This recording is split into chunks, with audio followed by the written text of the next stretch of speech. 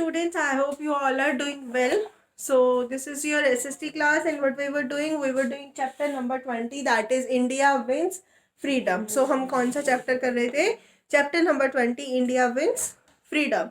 So in this chapter अब तक हम क्या पढ़ चुके हैं? We have studied about partition of Bengal, कि बंगाल का partition कैसे हुआ था.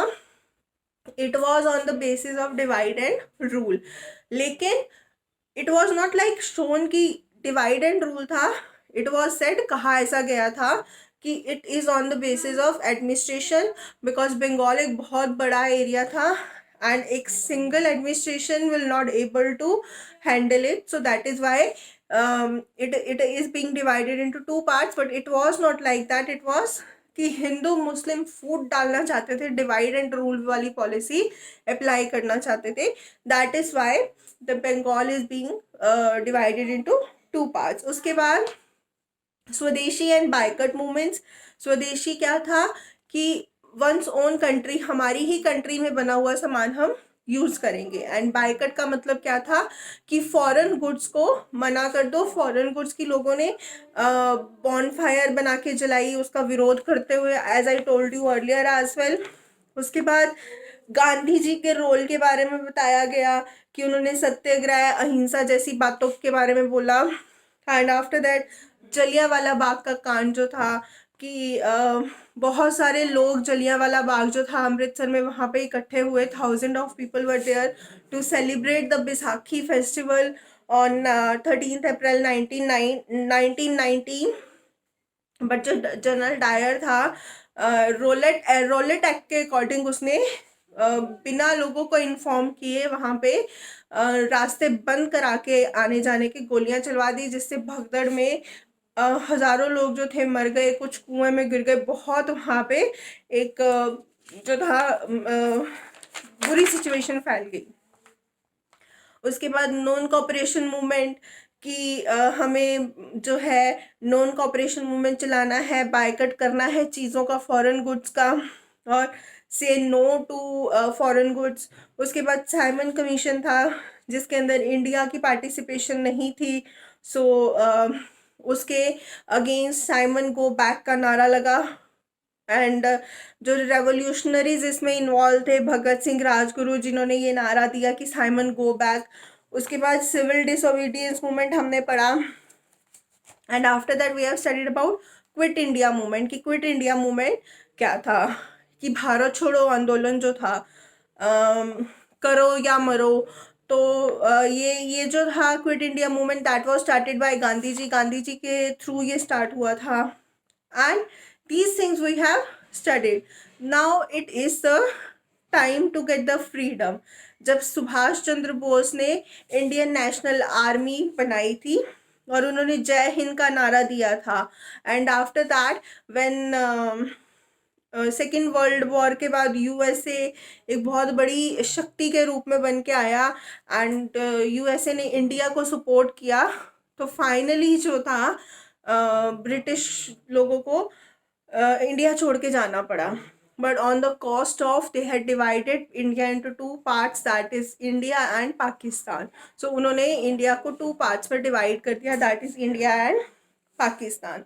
सो now we will be studying about this. On my screen, students, be with me so that we can study about the final stage of Second World War. After that we get the freedom and India was divided into two parts. So students, we were studying about India wins freedom. First of all, we have done the introduction. After that, partition of Bengal. की partition of Bengal क्या था, बंगाल को two parts में divide करना. And it was on the basis of divide and rule, not on the basis of administration. Swadeshi and Boycott movement. Swadeshi means foreign goods को मना कर देना and Boycott उनको refuse कर देना. स्वदेशी means अपनी कंट्री में बना हुआ सामान यूज़ करना and Boycott means foreign goods को मना कर देना. Revolutionaries role of Gandhi ji. Gandhi जी का क्या रोल था इसमें? जलियांवाला बाग मैस्करे. जलियांवाला बाग मैस्करे क्या था? जलियांवाला बाग जो था अमृतसर में, वहाँ पे इकट्ठे हुए लोगों को जो वहाँ पे बैसाखी मनाने के लिए इकट्ठे हुए थे, उनके ऊपर बिना हथियार के लोग थे जो उनके ऊपर वहाँ पे अनाम जो पब्लिक थी उसके ऊपर वहाँ पे फायरिंग कर देना. After that non-cooperation movement was started by Gandhi ji. Gandhi ji ने शुरू किया था non cooperation movement and he asked the people to disobey laws. उन्होंने लोगों को कहा कि जो वहाँ के लॉ है जो ब्रिटिश गवर्नमेंट ने बनाया उनको डिसोबे करना है, फॉरेन गुड्स को बायकॉट करना है और टोटली जो है इंग्लिश गवर्नमेंट के साथ नॉन कॉपरेशन शो करना है, but that in the peaceful manner के अंदर ये सब कुछ करना है, एग्रेशन नहीं शो करना है. सो the non-cooperation movement was started by Gandhi ji and it was on the 5th of September 1920. So इससे एम क्या था गांधी जी का? The reason to start means non-cooperation movement was कि अपनी खुद की गवर्नमेंट हमें चाहिए जिसमें जो रूल्स एंड रेगुलेशंस जो हो इंडियंस के हों, ना कि फॉरेन ब्रिटिश गवर्नमेंट के हों.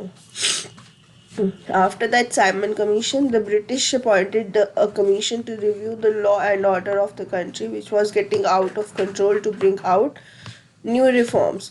So British जो थे उन्होंने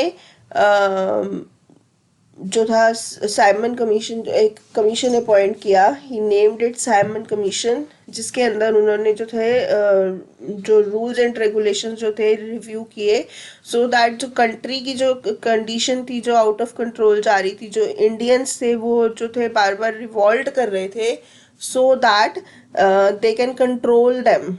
सो लेकिन इसका जो था उल्टा इफेक्ट हुआ, because the single Indian was not made member of the Simon commission.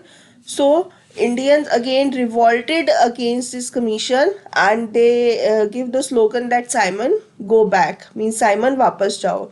And the revolutionaries who participated actively in this commission against this commission Simon go back में जिन्होंने participate किया वो revolutionaries जो थे भगत सिंह, राजगुरु, सुखदेव, बी.के. दत्त, चंद्रशेखर आज़ाद, इन ये जो revolutionaries थे इन्होंने इस सब में एक्टिवली पार्टिसिपेट किया. जो साइमन कमीशन के अगेंस्ट जो रेवोल्यूशन चलाया गया था, Simon go back. After that civil disobedience movement. So civil disobedience movement was against the salt law. Salt law क्या था कि खुद का सॉल्ट ना बना के हमें जो था ब्रिटिश गवर्नमेंट का सॉल्ट जिसके ऊपर एक बहुत जो था हैवी टैक्स हमें देना पड़ता था, we have to use that. But against that Gandhi ji again started civil disobedience movement, and in civil disobedience movement Gandhi ji started a walk towards डांडी. साबरमती आश्रम से लेके अपने 73 फॉलोअर्स के साथ गांधी जी ने जो था 25 दिन के अंदर साबरमती आश्रम से डांडी तक एक मार्च शुरू की और वहाँ जाकर उन्होंने जो था नमक का कानून तोड़ा डांडी जाके. That is and he started civil disobedience movement. So that is civil disobedience movement. After that quit India movement. Quit India movement again it was started by Gandhi ji, जिसे हम कहते हैं भारत छोड़ो आंदोलन. सो it was started by again Gandhi ji on 19th अगस्त 1942, जब जो था कांग्रेस ने अपना जो था इंडियन नेशनल कांग्रेस ने जो था अपना जो वापस ले लिया था ब्रिटिश गवर्नमेंट से अपना जो समर्थन था. Because again now Indian national government को ये लगता था इंडियन नेशनल कांग्रेस को कि हमारे रूल्स एंड रेगुलेशंस की कोई वैल्यू नहीं है, हमारे बातों की कोई वैल्यू नहीं है. सो उन्होंने अपना समर्थन जो था ब्रिटिश गवर्नमेंट से वापस ले लिया था एंड उसके जो था उसमें क्विट इंडिया मूवमेंट जो शुरू किया गया. The Congress appealed the people to make it a mass movement. तो कांग्रेस ने लोगों से अपील किया कि सबको हमें मिलके इस आंदोलन को इस आंदोलन में साथ देना चाहिए. That is quit India movement.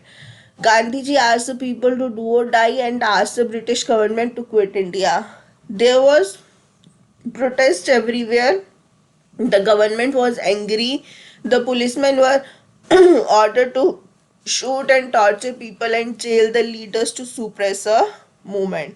Condition ऐसी थी कि ब्रिटिश पुलिस को ये बोला गया कि जो भी आपको प्रोटेस्ट करता हुआ नजर आए, प्रोटेस्ट को सुप्रेस करने के लिए, उसको दबाने के लिए लोगों को टॉर्चर करो, जेल में डालो, उनको शूट आउट कर दो. उसके बाद Indian national army. Subhash Chandra Bose was the leader of Indian National Army or Azad Hind Fauj.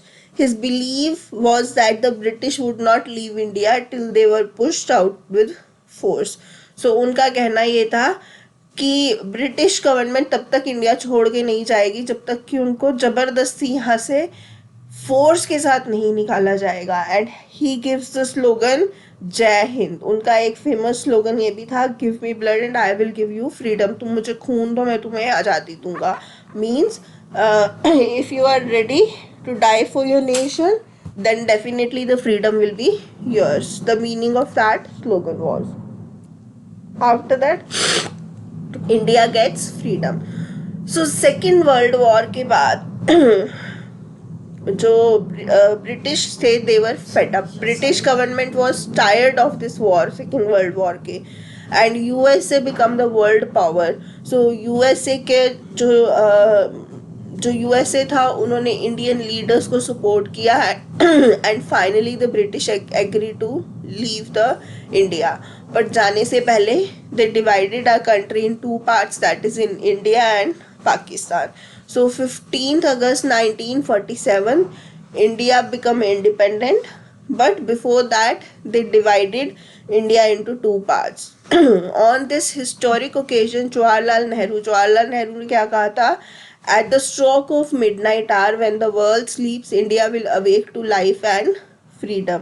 उनका कहना था कि जब सारी दुनिया सो रही होगी और जब एक नया सवेरा आएगा, and India will awake to life and freedom. जब दुनिया जगेगी तो भारत आज़ाद होगा. Free India. So that is now when India got the freedom. 73 years it has been, हमें फ्रीडम जब मिली थी. So Jawaharlal Nehru was our first prime minister. Jawaharlal Nehru जो हमारे फ्री इंडिया के फर्स्ट प्राइम मिनिस्टर थे. Doctor Rajendra Prasad become the first president. India has been an independent country for more than 73 years and it has fought wars and faced terrorism but still remains strong and united. In 73 years में India faces so much of terrorism face किया है और बहुत सारी चीज़ें face की हैं, but still it remains strong and united. So this was your chapter, India wins freedom, and question answers I will send you. You can write it in your notebook and we will meet next week. Now we will start the revision for your PT's exam. Bye students.